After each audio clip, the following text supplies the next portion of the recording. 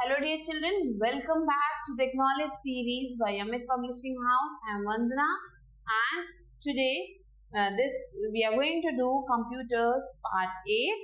This is the cover page of your book. Let's click a trendy way to learn computers. So children, today we are going to do Chapter 7 and the name of the chapter is Algorithmic Intelligence. So with the first word of this chapter, you can understand it's going to talk about some algorithm, means some type of calculation we are going to learn in this. So algorithmic intelligence, what is it? Let's see.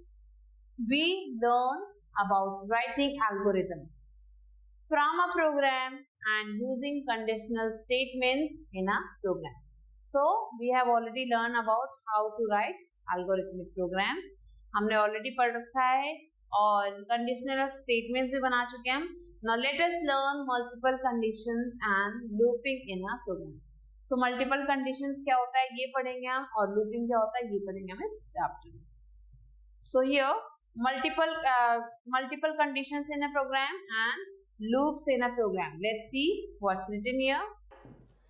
So multiple conditions in a programme.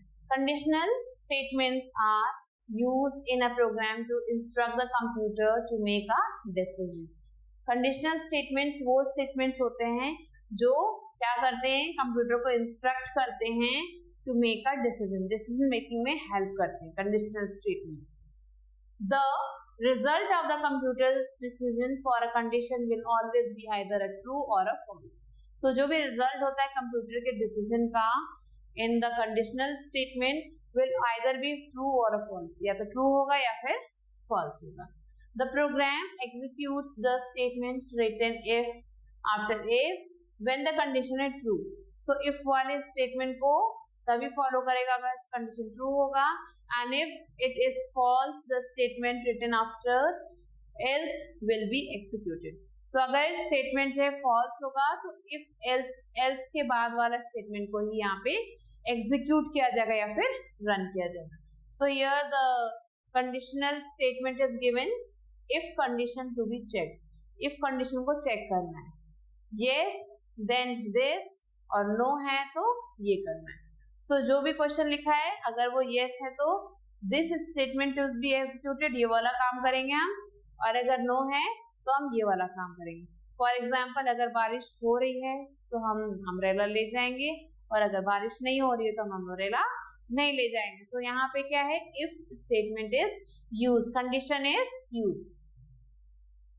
But there might be situation when we need to check for multiple condition. कई बार ऐसा होता है कि multiple conditions को भी हमें आ सकते हैं हमारे सामने, तो उन्हें भी चेक करना पड़ता है in a program. For example look at this program. So ये 2 programs are given children. बहुत ध्यान से देखना है क्या लिखा हुआ है. If 3 is greater than 2 and 3 is greater than 4, then write yes, else write no. So यहाँ पे लिखा है कि अगर 3 जो है 2 से बड़ा है, ये तो सबको पता है बड़ा है, तो ये मतलब ये true है.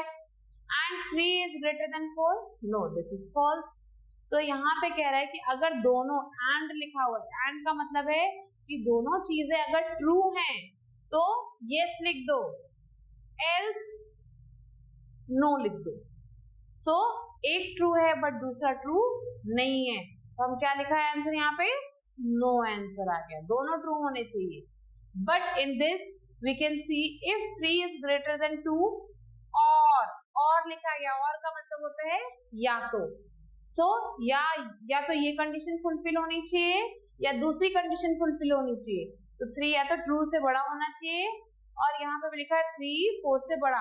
तो दोनों में से अगर कोई भी चीज सही है तो देन राइट यस, तो यस लिखना.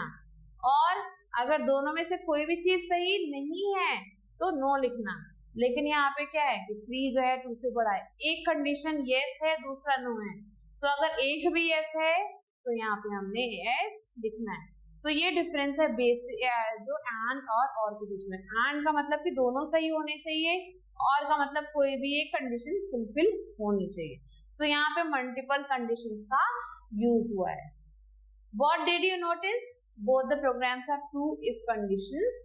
Joined together either through and or. And the final result depends on the combined result. And results in yes only if both the conditions are true. अभी मैंने आपको बताया कि अगर दोनों सही हैं तभी true करना है, नहीं तो false कर देना है. If the condition is false, the result will be false. लेकिन और के केस में क्या है, अगर एक भी सही है तो yes कर दो. Or result in yes if any of the condition is true, and if both are false, the result will be false. अगर दोनों गलत है तो false आएगा answer. Now write your answer for both.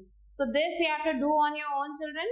If you are a girl, अगर आप एक girl हो, and if you are born in April, और अगर आप अप्रैल में पैदा हुए, means गर्ल भी होने चाहिए और अप्रैल में पैदा भी होने चाहिए. अगर दोनों चीजें हैं so क्या करना है आपको, then write both. अगर दोनों है तो both लिखना है, और अगर दोनों में से एक है तो none लिखना है. Okay, next is if you are a girl or you are born in April. So दोनों में से अगर एक भी कंडीशन फुलफिल हो रही है तो आपको उसके अकॉर्डिंग यहाँ पे लिखना है. अगर दोनों में से एक है तो राइट एनी वन, और दोनों में से कुछ भी नहीं है तो right none. So this you have to do on your own. I have explained you, dear children. Now let's come to loops in a program. Loops क्या है? We have already learned in our smaller classes. Loop means repeating something and again and again. So a loop is used to execute instructions or a block of code multiple times. किसी भी code को बार बार चलाना, that is called looping. Without writing it repeatedly. एक चीज, एक ही command लिख दिया, उसमें मैंने रिपीट का कमांड डाल दिया कि इतने टाइम्स रिपीट करना है या कंटिन्यूसली रिपीट करना है. So मुझे बार बार वो कमांड नहीं लिखना पड़ेगा, बस उस कमांड को प्रेस किया और वो रिपीट होता चला जाएगा. A sequence of instructions when repeated for the fixed number of times or until the condition is true is called loop. So loop क्या है? एक sequence of instructions लिखे गए हैं और उसे रिपीट किया जा रहा है एक फिक्स नंबर ऑफ टाइम की, 10 टाइम्स रिपीट करना है, 5 टाइम्स रिपीट करना है, या फिर until condition is true, जब तक कंडीशन ट्रू ना हो, that is called loop. When a loop repeats forever, जब एक लूप जो है अपने आप को बार बार रिपीट करता है, forever endlessly रिपीट करता है, मीन्स रुकता ही नहीं है, it is called infinite loop. उसे infinite loop कहते हैं. जब टाइम दिया गया है तो उसे लूप कहते हैं, और जब उसमें कोई टाइम ही नहीं है, बार बार रिपीट करते रहना है तो उसे कहते हैं infinite loop. Next is these there are some types of loops. Let's see, there are two types of loops: counting loops and conditional loops. These repeat a certain number of times. जैसे कि मैंने बताया, तो ये जो आपका loop है, this is a counting loop. Next comes the conditional loop. These repeat until the certain condition reach, which means they keep going until some condition remains true. So ये तब तक repeat होते हैं जब तक वो condition हमारी true नहीं हो जाती. So this is conditional looping. Now look at this example. Robbie has to paint these blank boxes to make a letter U. So U बनाना है Robbie को. So उससे क्या करना है कि इन बॉक्सेस में कलर करना है. So here this is a blank box और यहाँ पे उसने अब U बना दिया है. So how this is done? The program will be move one down, एक नीचे जाओ, move one down, एक और नीचे जाओ, 1 2 3 4, 4 बार नीचे जाना है, तो 1 2 3 4 टाइम्स नीचे चले गए. Then 1 2 3 टाइम्स राइट जाना है. So 1 2 3 and then 1 2 3 4 टाइम्स से ऊपर जाना है. So 1 2 3 4. So same चीज रॉबी ने की है, and this is the answer here, dear children. Now इस प्रोग्राम को दूसरे तरीके से कैसे लिखा जा सकता है? Here it is. Repeat 4 times. 4 bar repeat करना है. ये 4 बार रिपीट किया है, तो move one down को 4 बार हमने किया है, तो ये 1 2 3 4 हो गया. अब क्या है? Repeat 3 times, move 1 right. तो यहाँ पे भी देखो आप 3 टाइम्स रिपीट किया गया है, तो 1 2 3. नेक्स्ट इज ये 4 टाइम्स रिपीट किया गया है. सो here we have written repeat 4 times, move 1 up.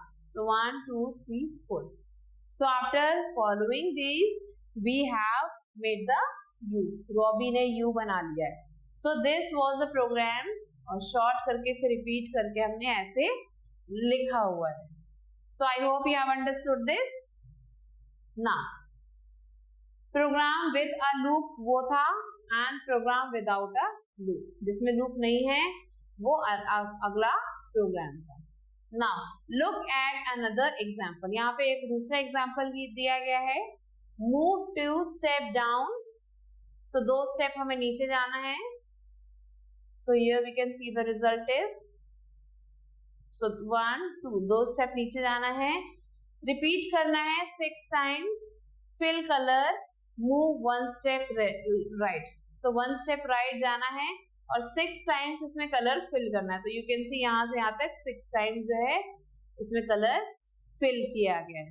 So this is the another example. Next, repeat until reach last column and fill color, move 1 step right. So एक एक step आगे जाना है और 6 टाइम्स रिपीट जब तक लास्ट में ना पहुंच जाए. यहाँ पे लिखा है repeat till we reach last column. Last column तक जब तक ना पहुंच जाए तब तक रिपीट करना है और एक एक स्टेप चलना है और फिल कलर भी करना है. तो ये ब्रैकेट में लिखा हुआ है फिल कलर. सो हम कलर भी फिल करेंगे, साथ में एक एक स्टेप आगे जाएंगे. So this was looping, children. Now according to our research, coding activates 5 brain regions. Coding में कोडिंग क्या करता है, 5 ब्रेन रीजन्स को एक्टिवेट कर देता है which are related to working memory, attention and language processing, which may enhance the process of learning. Now what is written in recall time? Conditional statements are used in a program to instruct the computer to make a decision. A loop is used to execute instructions or a block of codes multiple times without writing it repeatedly. A sequence of instructions when repeated for a fixed number of times or until a condition is true is called a loop. So now let's quickly come to the book exercise.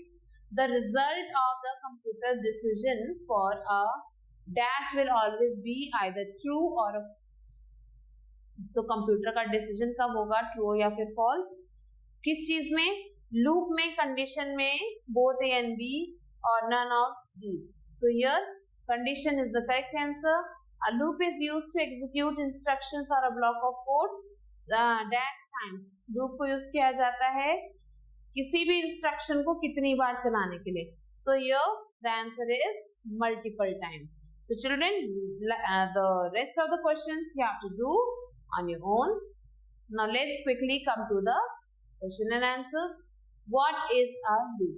सो यहाँ पे पूछ रहा है कि loop क्या है. So loop is repeating the set of programs again and again till a true condition is reached. And there are different types of looping that we have learned in this chapter. So children, the rest of the questions you have to do on your own. It's your homework. So by this we have come to the end of the chapter. I hope that you have understood the chapter. It was a very easy chapter. You have to read it again and understand whatever is written here, and also you have to complete the book exercise that is given to you. So by this I have come to the end of the chapter and will be waiting for you with a new video. Till then you have to stay little.